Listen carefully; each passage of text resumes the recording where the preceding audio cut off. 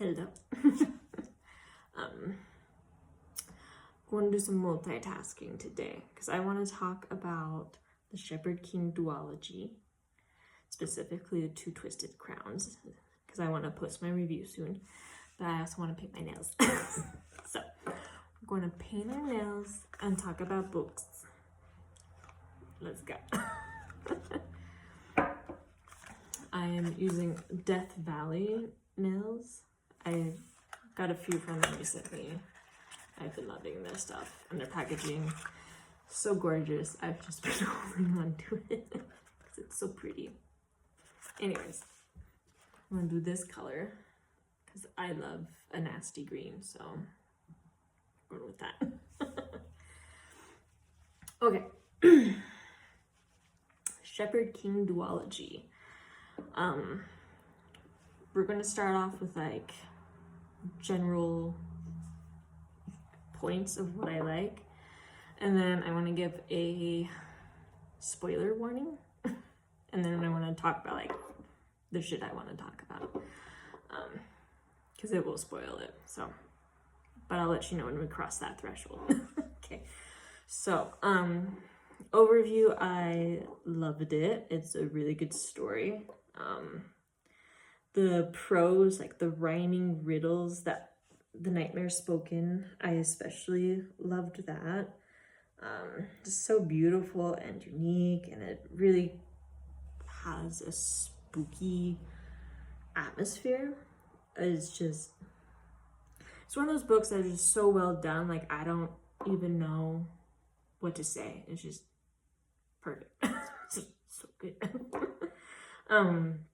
Yeah, the characters are great, the plot line, the politics are good. I always love heavy on like the politics. And this one wasn't like super heavy, but enough that it was really good and I really enjoyed it. Yeah, the cast of characters are good. Yeah, just a good time. Really glad I read it. So I think that's kind of the high points, what I liked about it, about the duology.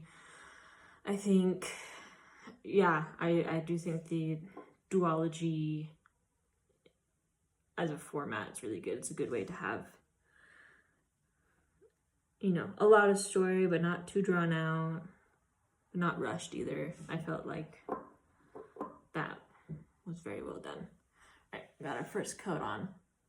Kind of like the kind of transparent. Not focusing. Whatever. Whoa. Wait. Okay. This is your spoilers ahead warning. Beyond here, we're going to have spoilers for the whole Shepard King book, especially Two Twisted Crowns. But so only go beyond here if you've read it, or no, you're not going to read it and are just nosy, or you don't mind spoilers. But if you're like me and you don't like spoilers, don't watch beyond this, okay? Serious. Okay. So the thing that I freaking loved about this book was the maiden card. The maiden card, holy shit. So good. Okay, so why I loved the maiden card. So as a recap, it was originally introduced in the first book as like kind of a fantasy metaphor for plastic surgery. Is kind of how I interpret it. You use the card, it makes you beautiful, but then it also numbs you to your emotions. You don't feel anything. You're just kind of emotionally numb. So when I was first introduced, I'm like, okay, yeah, sure, I can roll with that. I like to think I have very complicated and sophisticated feelings towards beauty, especially plastic surgery. So at first I was like, it's not that great of an opinion, but whatever, we'll roll with it.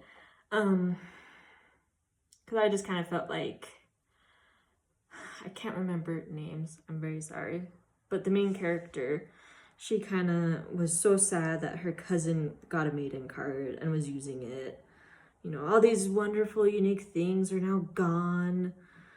And yeah, I don't know, that kind of felt, I don't know what the words are, simplistic, I guess. But so the turning point for me was in Two Twisted Crowns, when the cousin was using the card and the card was missing, and so she couldn't stop the effects of it, and she and the prince were, you know, and so the one thing she could feel was desire. Like, they made that very clear, like, she can, you know, be turned on, she can want sex. And but because she didn't have her other emotions, the prince was like, you know, I want to hold off going that far with you until, you know, we can stop these effects and you can have your emotions back, because I want to have it with the real you. Which the thing that really stuck out to me was, what are the roles of emotions in consent? And that, I sat with that for several days. I loved that concept, that thought of what do emotions have, because, you know, enthusiasm is a part of consent, but she's also of sound mind. She just can't express emotion, that the enthusiasm, but she still wants it. She's still of a sound mind. She's lucid. She's there and she wants it. But, you know, the guy kind of felt a little funny about that without her emotions there. And I don't know, I just thought that was really interesting. I really liked that. That's some good thoughts to think about. So that was the turning point for me, when I'm like, oh, this mating card has got some cool shit about it. And then I'm looking at my notes. The next thing I really liked about it was that, and this is the major spoilers, so if you snuck in here, very careful, I'm gonna have major spoilers. So we learned that the full powers of the maiden card is that it heals, even from, like, you know, what's the term? Mortal wounds, like fatality level injuries, it can heal you from. Like, she got pushed out the window, and as she laid there with, like, broken bones protruding out of her bleeding body, she was able to heal and survive that. And then, you know, as an experiment, she got, like, stabbed in the heart, bleeds out, and then resurrects from that, basically. So it's extremely powerful. It was never explored to, like, what the limits are. Like, you know, if you behead someone and burn them and spread their ashes, would they reconstitute from that? Like, it wasn't explored to that level, which is just fine. It was made clear enough that it's pretty powerful. You can survive a lot with it. And that was so cool. So cool. I love that. Because, like, you're beautiful, you're stone cold bitch, and you're immortal, basically. Like, sign me up. That's cool. But and then, like, this, like, implications and, like, the societal critiques of that is that these immortal powers that this card grants the user went undiscovered for, like, what, 500 years, because the card would just be given to, like, rich people's wives to be beautiful. And I think that was a really good exploration and critique, even, of, we love to hate beautiful things. We expect things to be beautiful and then we hate them for it. And that people who used the maiden card became beautiful, the exploration of the card stopped there. Because it's stupid. It's, you know, makes women beautiful and vapid. Done. You know, like, it just, people weren't exploring it more, and it's because they just thought it was a vapid, useless, vain card when it turns out to be the most powerful one. That's cool. I thought that was really cool. I love that. You know, exploring the powers of beauty. And I really like that. So, I don't know. And then another thing I thought was kind of interesting, looking at my notes here, I talk about how the book kind of also explores how I tend to think beautiful people are stupid.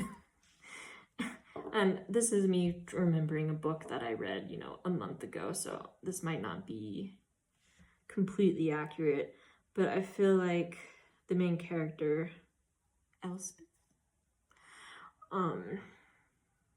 when her cousin was fully under the powers of the maiden card and had no emotions, I don't know, I just recall her thinking her cousin was kind of stupid and shallow and vain. And then when we get to the second book and we're getting the cousin's perspective, like she was going through some awful shit.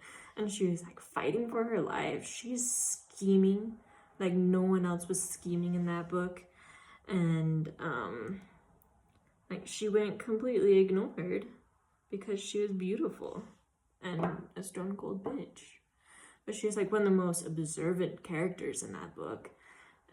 The most skeptical and like, I don't know. She did a lot in that book, and I thought it was very interesting that she was kind of overlooked by others because she was using the maiden card, you know, albeit at that for most of the time against her will, which again kind of goes to the, you know, point of not asking her, are you okay? Do you want this? It's just, you're stupid for using a card. I don't know. Anyways, look at my nails. So pretty. I quite like that. I'm shaking because I'm excited to talk about books. Anyways, so I loved that.